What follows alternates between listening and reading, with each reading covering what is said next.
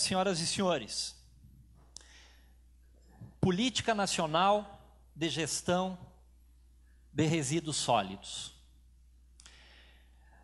Nós estamos pisando num terreno extremamente pantanoso. O âmbito da tutela, da preservação, da gestão dos recursos naturais. Nós não nos demos conta, num tempo suficientemente adequado, de que o problema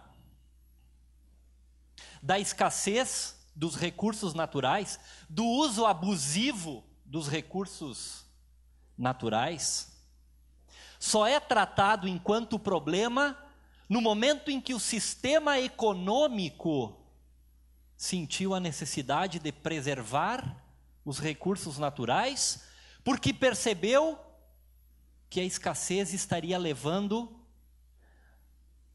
causando um grave problema na matéria-prima necessária para as atividades econômicas.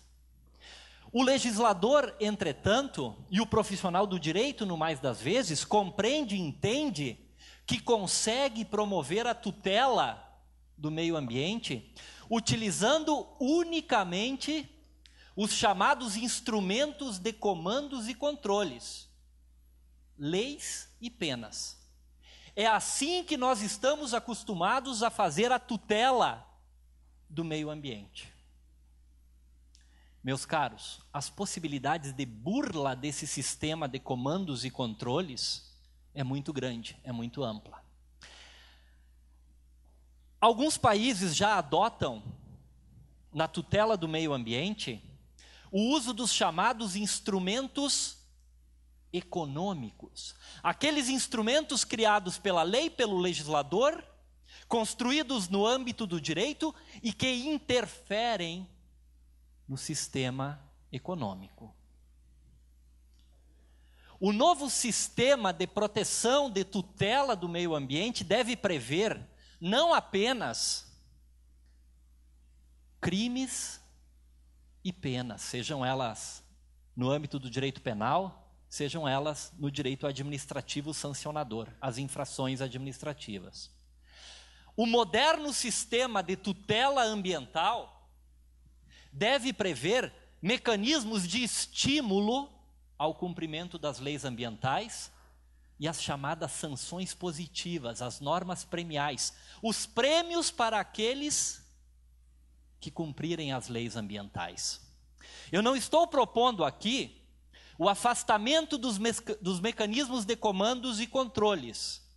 Cada vez mais o direito é necessário para regular e garantir as liberdades e o cumprimento das leis. O que eu estou propondo é que, ao lado dos instrumentos de comandos e controles, leis e penas, o sistema do direito, o sistema legislativo passe a criar instrumentos de incentivo ao cumprimento das leis ambientais.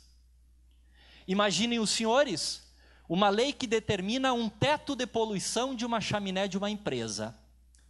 Se o empreendedor ultrapassar esses limites, terá uma pena administrativa, uma multa, uma sanção penal pela poluição, etc. e tal. Agora, ao lado desse instrumento chamado de comando e controle, deve o sistema prever normas de incentivo. Vale dizer, aquele que reduzir o índice de poluição da chaminé abaixo do limite, abaixo do teto legalmente permitido, terá uma correspondente redução dos seus tributos. Chama-se isso instrumento econômico, que não pode ser usado isoladamente. Deve ser utilizado em conjunto com os chamados instrumentos de comandos e controles. A Lei da Política Nacional de Resíduos Sólidos, ela inova nesse aspecto. Primeiro, porque ela positiva no direito brasileiro o mais novo e recente princípio do direito ambiental, que é o princípio do protetor-recebedor. Aquele que vai além do que a lei exige, do que a lei determina, em havendo uma política pública, deve fazer jus a uma remuneração por esse serviço que presta à coletividade. Por outro lado, é ela uma lei que corporifica alguns destes instrumentos econômicos. É uma lei que dispõe que o resíduo é um bem econômico e de valor social, gerador de trabalho e renda e promotor de cidadania. É uma lei que incentiva as boas práticas ambientais. No entanto, o que nós vemos na prática é o que se chama de déficit de cumprimento das leis ambientais. Nós temos leis muitas, leis maravilhosas, que infelizmente são muito pouco cumpridas.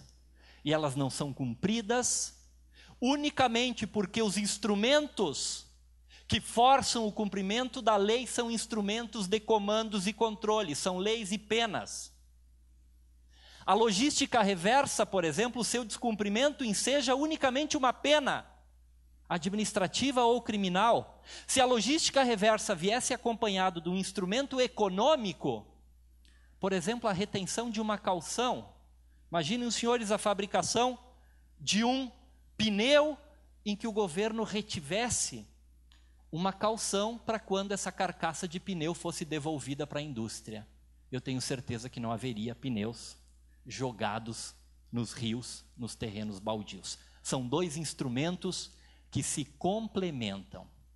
As leis setoriais ambientais, para concluir, já passar a palavra de imediato aos nossos palestrantes, elas normalmente trazem, a Lei da Política Nacional de Resíduos Sólidos não é diferente, elas normalmente trazem objetivos a serem perseguidos e os instrumentos para atingir esses objetivos.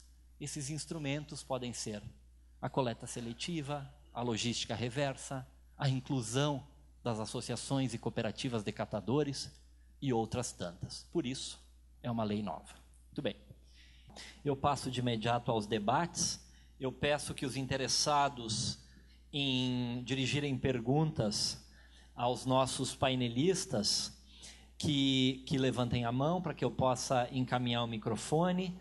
Peço que se identifique e faça a pergunta de uma forma muito objetiva, porque nós temos pouco tempo e assim oportuniza a participação de todas. Microfone, por gentileza. Microfone sem fio. Primeira inscrita.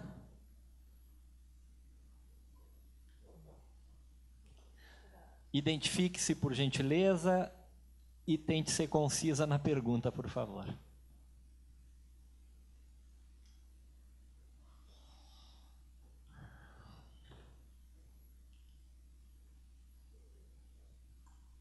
Meu nome é Maria Rejane, eu sou bióloga e educadora ambiental, e a minha pergunta vai para o case de dois irmãos. Aqui em Porto Alegre, a gente tem uma notícia que o isopor está sendo guardado e que ele ainda não está sendo reciclado. O senhor falou que lá ele é reciclado. Em que ele é usado?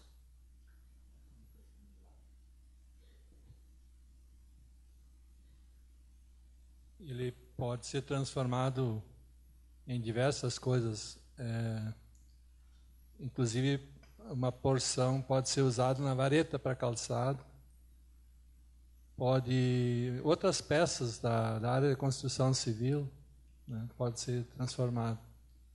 Inclusive eles misturam com os copinhos de PS, né, para não ficar tão duro, né. O isopor é um cristal, né, depois que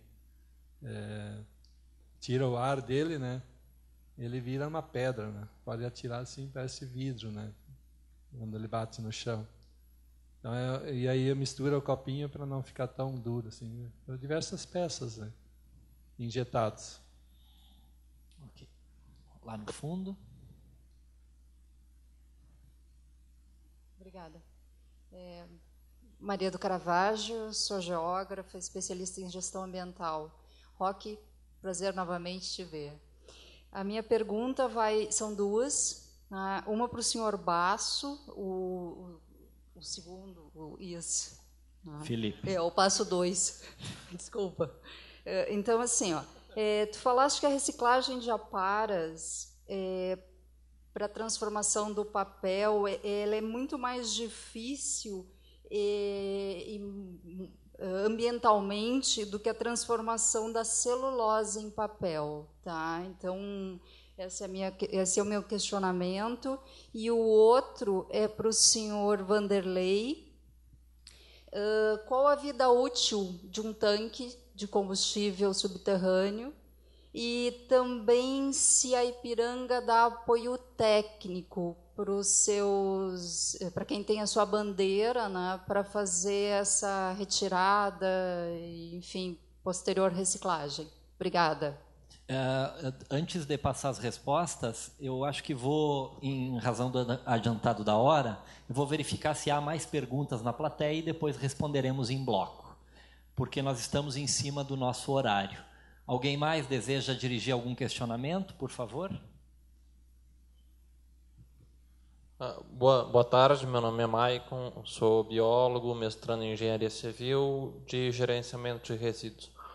Meu questionamento vai para o Vanderlei, referente aos 2 modelos de tanque subterrâneo que ele apresentou. Quais são os diferentes impactos ambientais dos 2 modelos apresentados? Obrigado. Algum outro questionamento? Algum outro questionamento? Ok. Iniciamos, então, a resposta pelo Felipe Basso, aqui denominado Basso 2, né? Então, por gentileza. Bem, primeiramente, muito obrigado pela pergunta. Me deu um pouco mais de tempo para conseguir explicar melhor esta questão que ficou abordada sucintamente. Realmente, existe uma diferença entre reciclar, entre utilizar como matéria-prima a celulose, do que em comparação com as aparas. O processo de utilização das aparas, além dele ser, apesar dela ser mais barata no mercado do que a celulose, ela passa por diversos passos para poder conseguir chegar num padrão para se utilizar como matéria-prima na fabricação de papel. Quais são esses passos? Por exemplo, como eu disse, o papel branco ele é arquivo morto, ele é papéis de ofício, caderno, livro e etc. Para poder utilizar isso como matéria-prima, tu precisa tirar os grampos, as fitas, as borrachas, adesivos. Depois de produzir isso numa massa única, tu tem que retirar areias, tem que fazer todo um tratamento maior do que seria na utilização da celulose aos seus efluentes. E depois disso também tem uma geração muito maior de lodo. A perda, por exemplo, na utilização de um arquivo de um papel branco na sua reciclagem é em torno de 40%. A celulose gira no máximo entre 3% de perda. Então, como eu disse, tudo isso, apesar dela ter o preço mais barato, mais em conta, no final de todo esse processo, acaba sendo competitivo, dependendo da época do preço da celulose, utilizar a celulose ao invés de utilizar as aparas. Porque utilizando as aparas, mesmo após todos esses passos, chega no final com um produto não tão branco ou vistoso aos olhos do consumidor final, para que ele possa ser realmente comprado nas gôndolas. Ok.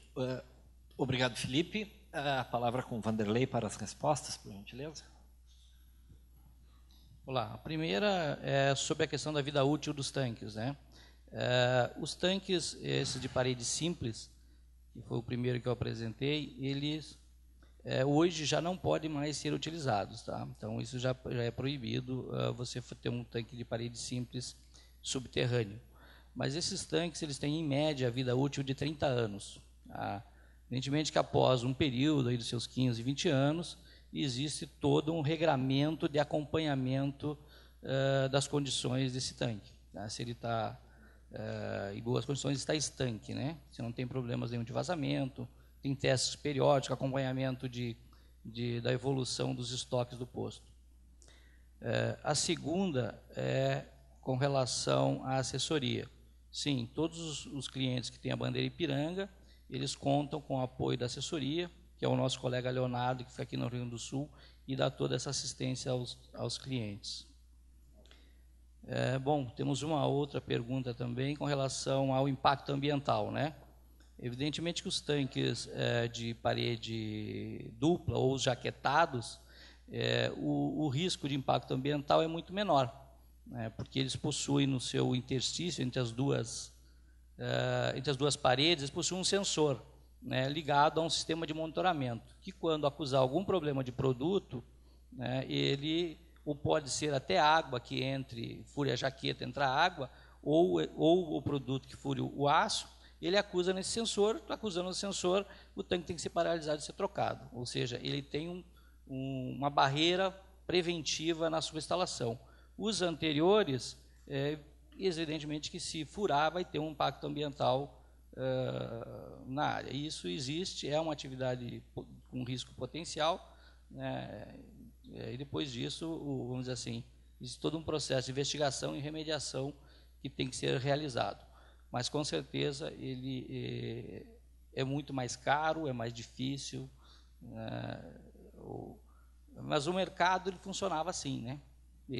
Não existia tanque com essa tecnologia de parede dupla, todos os tanques eram paredes simples, né? Mas desde 97, 98... 2000 é que saiu a norma, a CONAMA 273, desde 2000, então, esses tanques não são mais utilizados. Ok? Obrigado, Vanderlei. Antes de irmos para o intervalo, eu gostaria de chamar ao Alberto para avisos de caráter geral e também haverá ainda uma brevíssima exposição de 3 minutos. Bom, então... Aqui encerrando aqui o case 2 do período da tarde, a gente gostaria de agradecer aqui os painelistas, os apresentadores, que é o Carlos Augusto Basso e o Felipe Basso também, não são irmãos, são primos, né? Da CTS, o Roque Spies, não sei se está certo, é inglês, Spies, representando aqui a Braskem aí com seu case emocionante aqui, o programa de reciclagem de trânsito subterrâneo trazido pela Ipiranga, excelente apresentação, a apresentação da Marlene, que já se retirou, né, por motivo de viagem, trazendo a inclusão social aí do trabalho da Itaipu Binacional, tá? E a excelente coordenação do Daniel Martini. Então, uma salva de palmas aí para esse grupo.